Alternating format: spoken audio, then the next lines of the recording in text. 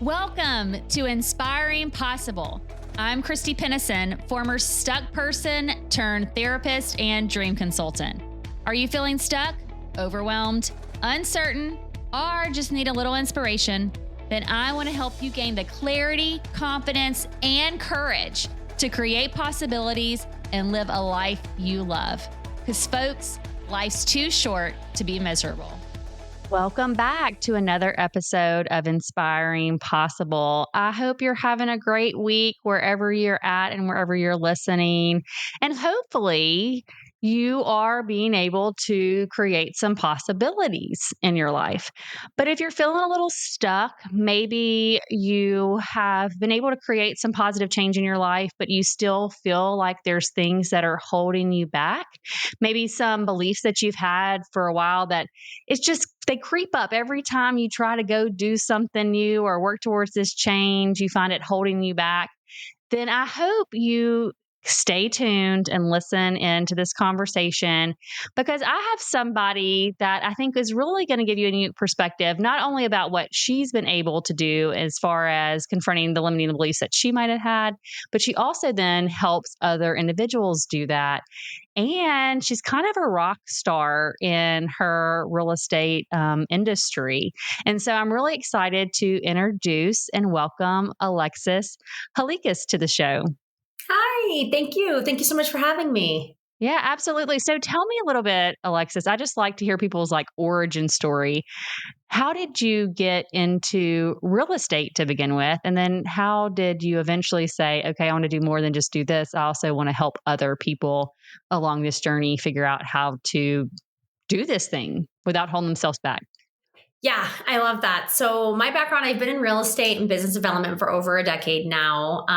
Got into it. I went back to college and graduated from UC Davis a little bit later in life, and came from a real estate family background and was thinking about getting into law. And my mom, who's been a Okay. realtor for 25 plus years, was like, I actually think you'd really like real estate. I think you'd be good at it. Got my real estate license in the state of California, where I'm from, and did real estate for a couple years, real estate sales. Liked it, didn't love it, but was good at it nonetheless. And I definitely kind of felt at the time more drawn to leadership, development.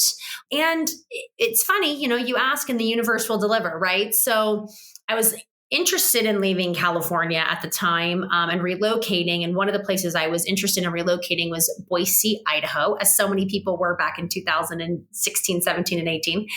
And a job as a broker leader or team leader or president of a Keller Williams became available. And I actually interviewed for the position, got the position after several interviews, and moved here shortly thereafter. Ran that brokerage. We did over $3 billion in volume annually. Grew the brokerage from 400 to 800 agents, took over 6,000 listings annually, and really found my passion in leading leaders. And realized after hiring my own business coach and getting through some of maybe my own limiting beliefs, that my passion was to do this for myself. And instead of deciding to start a brokerage or a mega team that I had coached so many to do prior, I decided to start coaching and consulting realtors to build their dream lives and a life by design. And here I am 3 years later. Yay. Well, and I really love this because, we all find our ways to certain points in our life, right? And I am curious. So was a lot of people in 2016, that was like a rush to Boise, Idaho? I did not know this, by the way. Yeah, 2016, 2017, 2018, pre-pandemic. After the pandemic, it became even more intense. And Forbes at the time kept posting best places to live across the country. Okay. And Boise was number 1 or 2 during that time. And the pandemic happened, and we had thousands and thousands and thousands of people moving here.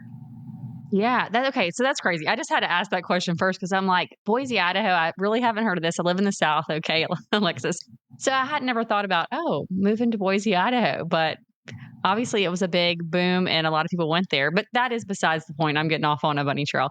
So what do you feel like when you work with people are some of the main challenges or limits that they put on themselves to be able to just think differently about their life. And also, like you said, to create a life by design, because we talk about this a little bit on the podcast, but I think it's sometimes a challenge for people to get off the hamster wheel of life, to realize, okay, there might be some possibilities that I can create, and I can maybe live a life that I feel good about and have work that I feel good about. I can have them both. But how do you help people realize what's holding them back, and also help them realize that they can create a life by design versus a life retroactively or reactively? Yeah, absolutely. Yeah, if you don't can take control of your time will take control of you, right? And that's what I kind of always preach, if you will, or coach to. I see it's a common theme across, regardless of industry. So I work with a lot of realtors, rainmakers, mega agents, brokerage owners, and leaders in that space. But I work with a lot of entrepreneurs and high-level executives as well. And I think the reason why I've been successful in kind of across industries is the teachings and the coaching is all the same. And the limiting beliefs are all pretty similar. Now, obviously, with my agent clients, we can utilize strategies to help them grow their business that's specific to their industry, of course. And yet, when it comes to the limiting beliefs or the mindset shifts, it really does not limit to the industry, right? And so with that being said, I see a lot of the time the misconception or limiting belief, like I'm going to have to work more to make more. So I see this in a current mindset with executive clients where they're like, well, if I get that promotion, it's only $10,000 to $30,000 increase. For some, it's much more, right? I'm just speaking in terms of numbers. But some examples, yeah. Yeah. And so like the money is good, but I don't know, I'm going to have to work so much more. I don't know if it's worth it. And I think it's the culture, the corporate culture that has instilled, even for business owners, the thought or the misconceptions or limiting beliefs that in order to make more, you're going to have to work more. You're going to have to take on that different title, if you will, those different responsibilities. And that couldn't be farther from the truth. And when you break through some of those limiting beliefs, right, we're our own worst enemies. Really what comes out on the other side is when you can bring in a handful of leaders to lead, there's a point of leverage that shifts and turns in your business, whether you're a business owner or treating your business like a salesperson would, or you're a high-level executive. So there is some limiting beliefs that we have to dig deeper, and every client's core fears or challenges within themselves are all different. And typically we have to dig a little bit deeper for each individual person to see where that kind of stems from. Yeah. So I know that you've worked with a lot of people. So what do you find, even though they all do vary, are some of the core beliefs that maybe keep people from expanding into maybe, like you said, working less or being able to let go of some of the things that they maybe are held on really tightly to? And we all have them, right? We have a hard time parting with things because it maybe keeps us comfortable. But what do you find are the core beliefs when you really dig with people that you find most common? Yeah, really good question. Again, this is across all industries. The most common ones that I even have dealt with myself and have overcome is I can't afford it. I can't afford the leverage. I can't afford the coaching. I don't have or an executive, somebody who's employed by somebody else. I don't have the budget, right? It's all saying the same thing. I don't have the budget for the leverage. I don't have the salary for the leverage, etc. So I can't afford it. The other is for us recovering control freaks that are listening. I can do it better. I have to do it. Yeah. I have to do it better. Nobody can do it as good as me. Nobody can do it as good as me, right? I have to do it. The other one I hear is my clients want me. And it's kind of almost a different way of saying like I can do it the best. But we hear a lot of the times, again, regardless of industry, it's like my clients need me, they want me. And that couldn't be further from the truth. They love you. They honor you. They honor the relationship. That's why they've chosen you. And they are so excited to work with those that you have led, right? Because they're an extension of you. Yeah. Well, okay. So what are maybe some practical or just some steps you take people through to not only identify what's holding them back? Because I've heard a lot of these too. Like, my clients want me when I'm even talking to friends or other people in different industries. And this could be somebody that's employed or somebody that owns a business. Like, there is just sometimes these strongholds that I have to be breaking down. So how do you help people? What would some practical steps you would say for somebody that's like, you know what, maybe I do have some things holding me back? Where would you say that they should start? Yeah. So my favorite modality is reframing. And it is a practice that I help many, many people with. And it sounds very silly. And yet it is probably one of the easiest and most impactful models you can follow as just a human being, regardless of if it's with your family, your friends, how you feel about yourself, your confidence, your business, both personally and professionally, right? That make the biggest impact the quickest. And so it is choosing to look at things differently and choosing to retell yourself in a different narrative. Whatever, like for instance, one of my favorite reframes is you hear people say this all the time. I can't believe this is happening to me. I can't believe this has happened to me. This happened to me again. Or you have the people that say, if something bad were going to happen, it's going to happen to me. Right? If you have those people that just have chosen to believe that, if it could go wrong, it's going to go wrong. This is happening to me right now. Yes, this is happening to me. Oh God, it's happening to me. And it's the simplest reframe that completely shifts your sociology, psychology, your whole being, which is this is happening for me. And that is the simplest reframe, just in terms of an example here today, right? We could do a million of them, but that's one of my favorites that I catch clients in constantly all day long. This is not happening to you. This is happening for you. And then asking them powerful questions to help them self-realize how and why is this happening for them. And you can completely see, somebody change in their demeanor by beginning of call to end of call when they start to think of something that simple differently. Yeah. This is reminding me, I went to a conference once and there was a leader who, his name is Chris Lee. I don't know if you've ever heard of him before. But he does some like emotional, motivational kind of frameworks or whatever. Anyways, and I remember he made us do this exercise with a stranger, kind of what you're referring to. And he said, I want you to think about, me and this girl that I'd never met before, he's like, I want you to hold, this is before COVID as well. Okay. I want you to hold the person's hands. And I want you to think about 3 things that you are not looking forward to having to do when you go back home. He's like, maybe it's things you're going through. And so here I am holding the hands of a stranger. Okay. And he's like, and I want you to say like, what you have to do and maybe why you're not excited about it. And so I can remember one of mine was very basic. It's just like changing out the kitty litter. Okay. I'm just going to be honest. It's not my favorite thing to do, Alexis. I really don't like doing it, but somebody's got to do it. And my daughter has adopted these 2 cats throughout the years. Okay. And so he got us to say these 3 things that we have to do, but then he made us reframe it into, okay, well then I get to do it. Right. And then ultimately he made us say the same 3 things and kind of even take it a step further and say, I am blessed to do this, right? To take it even to a whole nother extreme. And I remember by the end of it, me and this girl are holding hands, right? And we're actually bawling a little bit. Okay. Because one of the things that she had said was hard for her was definitely harder than changing the kitty litter. Okay. I'll just say that. And we, by the end of it, we just had this connection based off of just reframing it. But like you said, it's so hard for us, especially I feel busy, ambitious people. Maybe we can put them in a little busy, and that's me too. So I'm talking to myself when I'm talking to this, to get in the mindset that sometimes when these unexpected challenges that are going to happen occur, that this is not happening to me. It actually is happening for me. Yeah. And how can I move through that?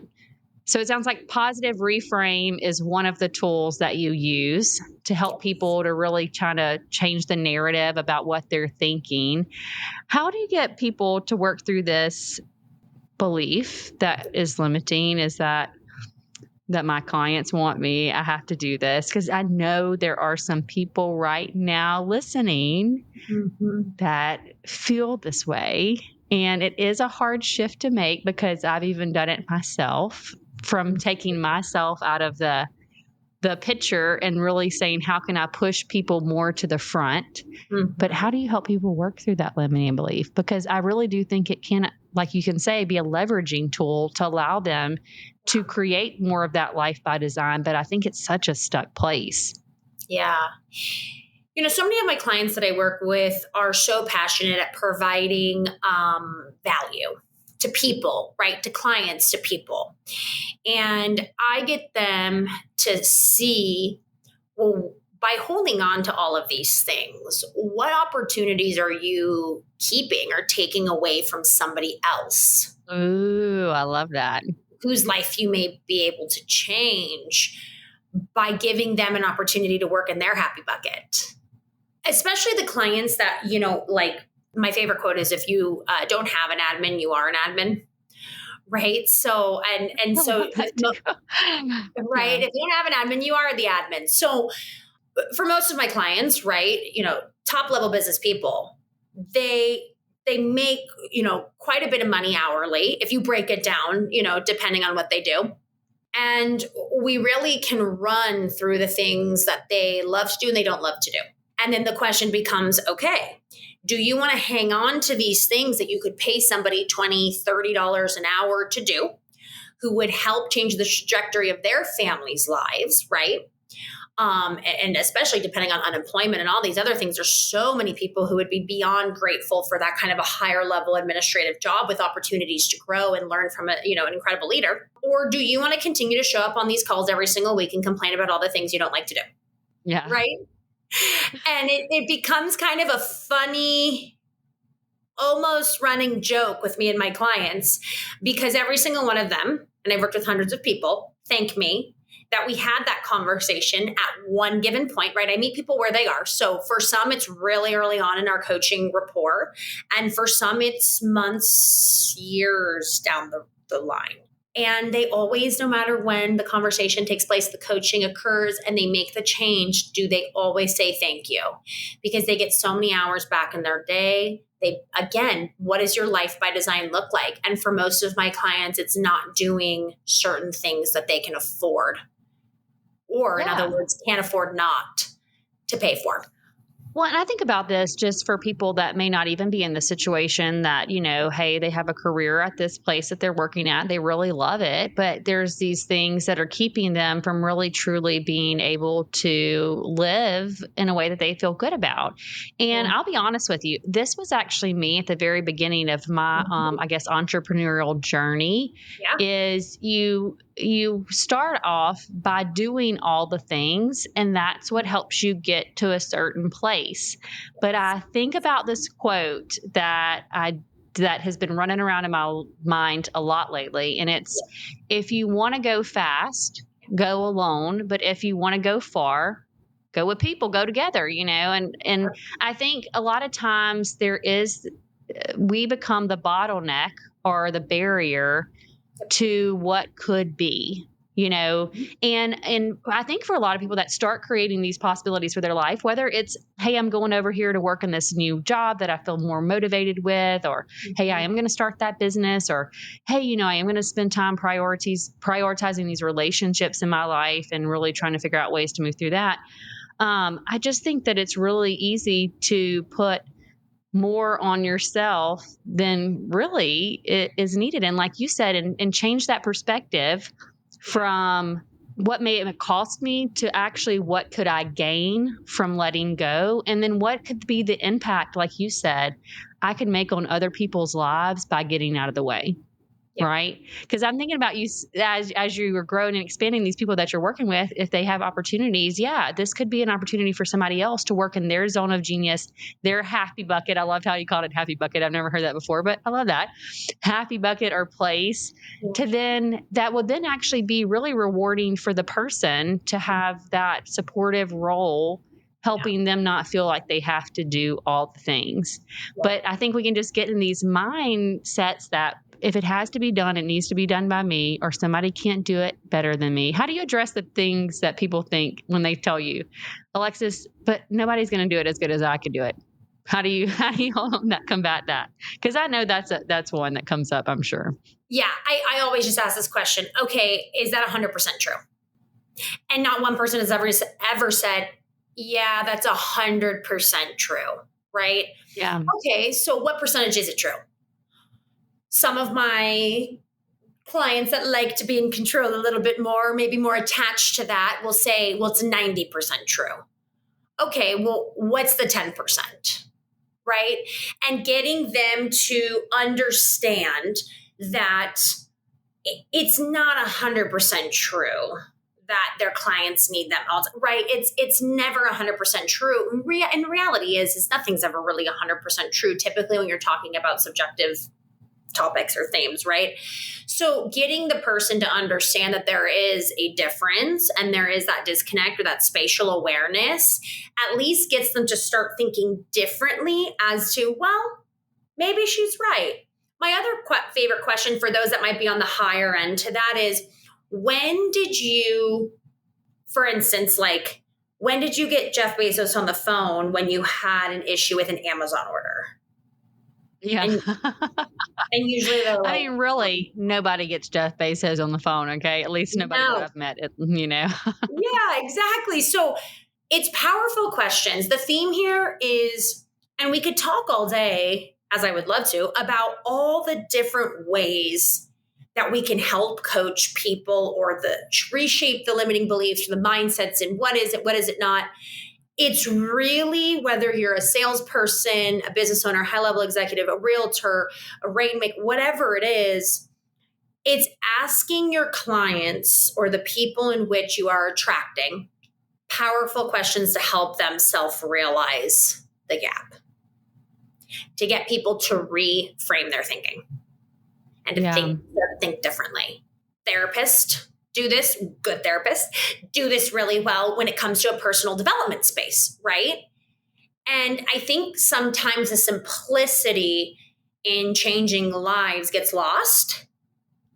My own personal beliefs are in social media and shiny objects and all these different things that people think it's so much more complicated than it is. But if you're really trying to change somebody's life, it comes down to, or sell them something, and selling them is going to, whatever it is going to change their life.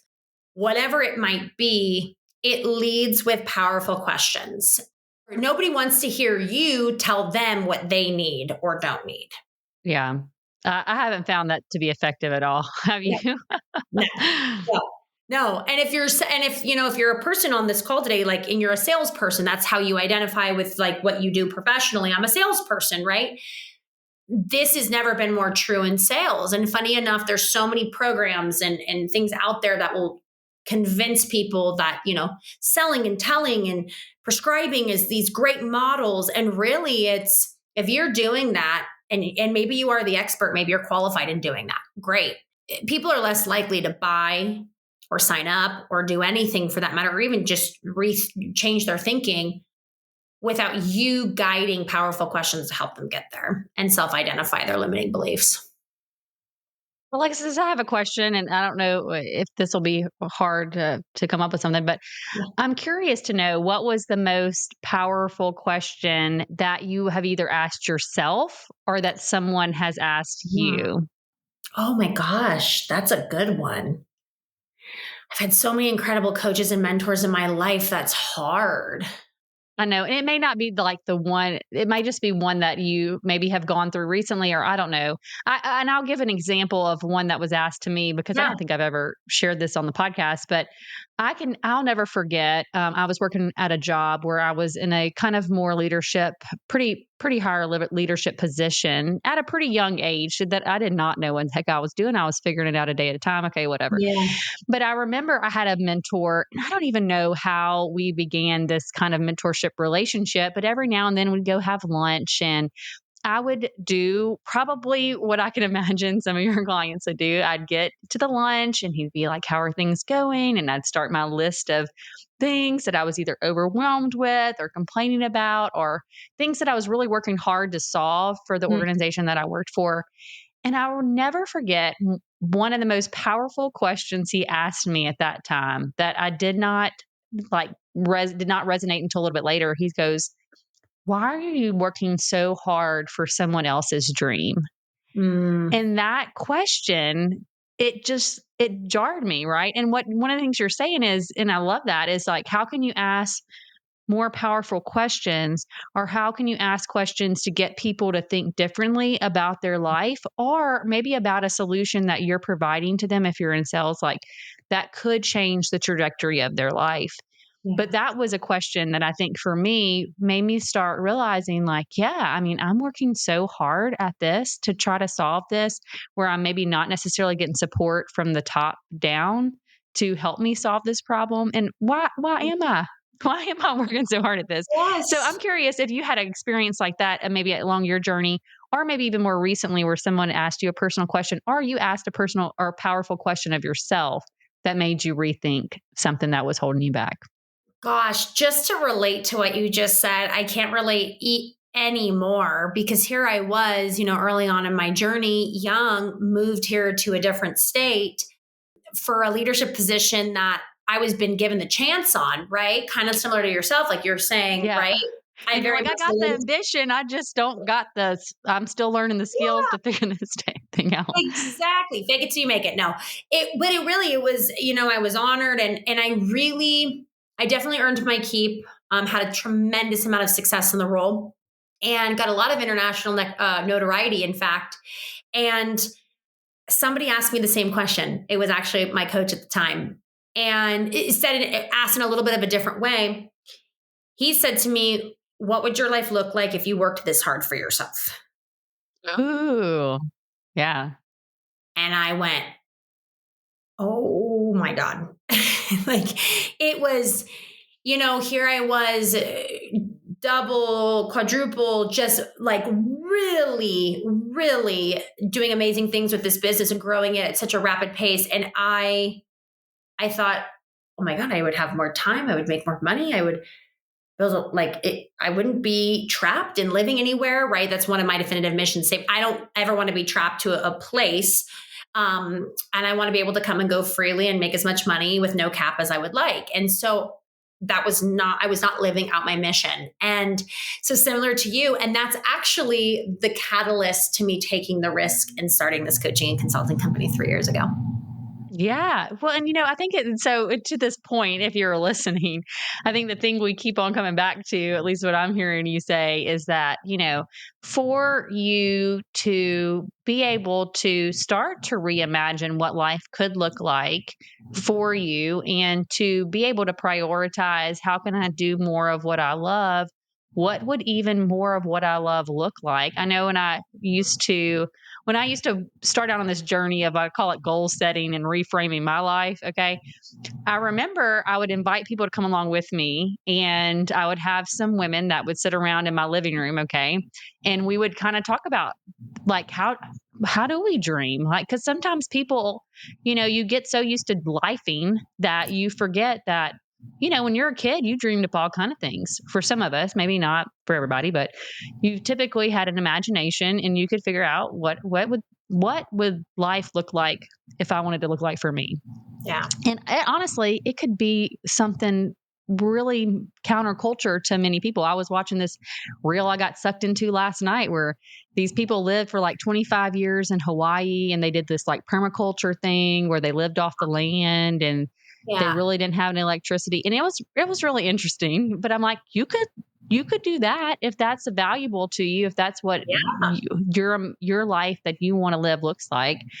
But sometimes we just get so wrapped up into the lifing that I think we forget to dream. And then we forget that we have started to develop these beliefs that we've gathered along the way that may actually hold us back. So I guess for you, that question helped you redefine what you would want life to look like. And you thought about, it sounds like you like to travel is what I'm hearing, not necessarily tied down. If I want to go over here, I go over here. If I want to go over here, I want to go over here. Right. And maybe that time, more of that time freedom. I mean, what were the main things for you that were, as you started to conceptualize what life could be, was the life that you wanted to create for yourself? Yeah. So it's funny enough, I was less driven on traveling. It's more, it's so funny. I don't like to feel trapped. Like, and it's not a commitment issue thing. It's just, if I want to pick up and live somewhere for 6 months of the year, right? I want to be able to do that. Now, do I do that with regularity? Even though that was one of my leading, no, for me, it's a mindset. And what helped you actually then take the leap into that? And what was the priority? I guess, what was the life that you were trying to design as a result? And I know you kind of talked a little bit about it, more of the financial freedom and time freedom. My company at the time was paying for my coach. And I knew that was going to be an investment I was going to have to make financially on my own. And I remember telling him, as I went down to part-time, I got my first 7 or 8 clients, and then I went part-time in my executive position. And they allowed me to do that. And it was great.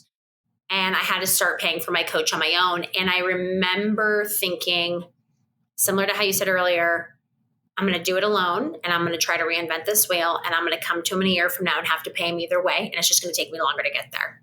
And I remember making the investment, and oh boy, was it the best investment I've ever made. And it was funny because I now have the same conversations with people who are like, okay, let me work through my budget. Let's talk about it, etc. And sometimes I get the chance or opportunity to share my story. And it's really, for me, what changed the trajectory of my career, now my life. He has remained an incredible friend. I have a different coach now, because you get to, every couple years, typically you get to a plateau. And for some, I've had clients for 2-3 years, and the threshold is different for everybody. And so I'm working with a different coach now on kind of just some different strategies, but I will always be eternally grateful for that first coach, because ultimately it really is what helped me get to where I am today. And it helped me get there faster. And even with the investment, I truly believed it saved me probably hundreds and hundreds of thousands of dollars in mistakes and errors. This is so true. And myself included, I've had a similar experience. It sounds like there's maybe some similar trajectories here, but I can remember one time where I had an opportunity to work with somebody who I had listened to their content for a really long time. They just had really helped me shift my limiting beliefs and my mindset in a way that, and I actually am a therapist, Alexa, and I never thought about this, some of these things for myself. I didn't realize some stuck thought patterns. And so just listening had helped me shift. And I remember when I had an opportunity that I had declared maybe like a year before that I really would love. And if there was an opportunity, I was going to be there. And I remember when they pulled up with the investment piece, like, here's how much you're going to invest in this. And I was like, huh? You know what I mean? Like, wow, that's a lot of money, And for me at the time, and I mean, it's still a lot of money today, but I just remembered, I said, Christy, I remember I walked around my neighborhood and I thought about it, maybe processed it with a friend. And I said, this is something that you declared that if you were given the opportunity to do, that you would do. Mm-hmm. And now the only thing that's holding you back is this kind of fear of making this leap and this financial investment on yourself is really what it is. You're investing in yourself, and to have a guide that has maybe gone before to help you navigate and also really just hold you accountable to the things you say you want to do. And seriously, one of the best decisions of my life. I think I was in that program for almost 2 years.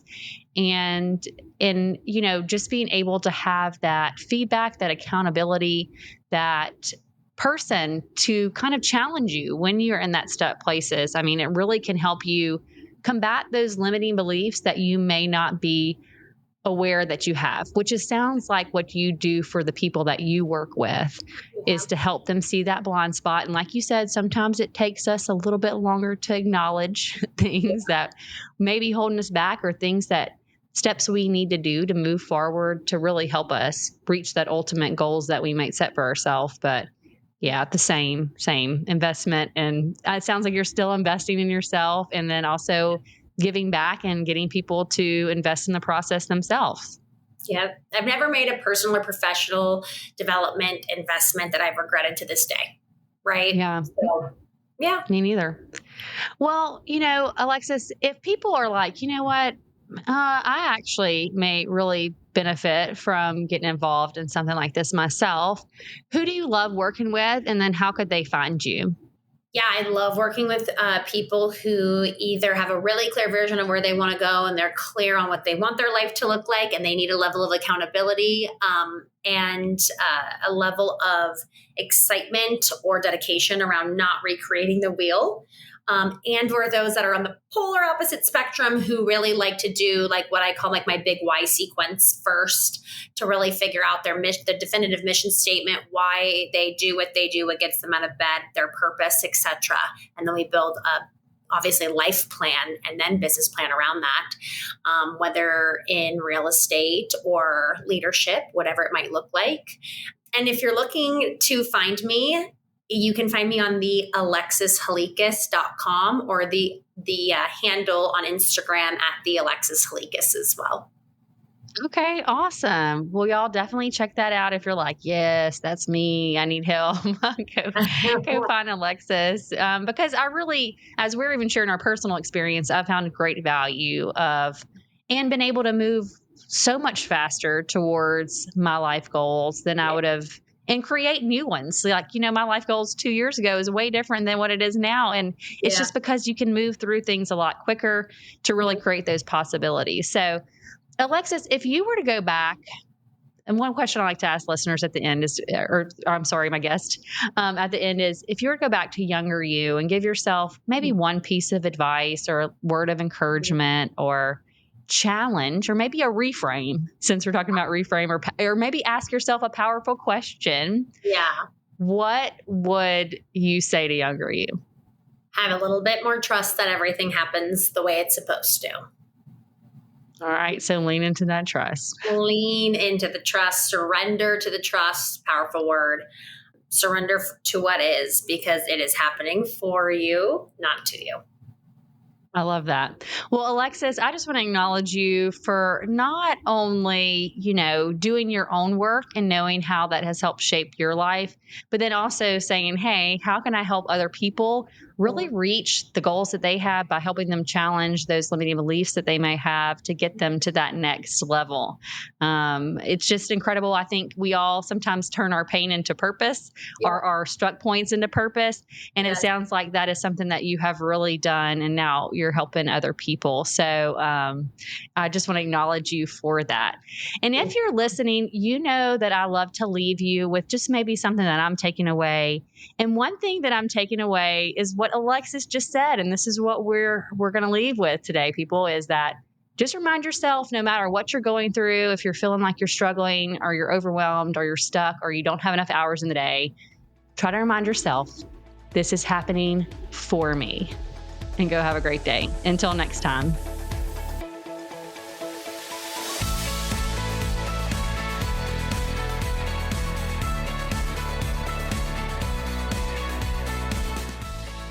That's all for today on Inspiring Possible. If you found a little inspiration today, please go on over to iTunes, Spotify, or wherever you tune in to listen to leave us a comment and rate us. Also, make sure and link up with me at inspiringpossible.com to get the free Dream It, Write It, Do It workbook.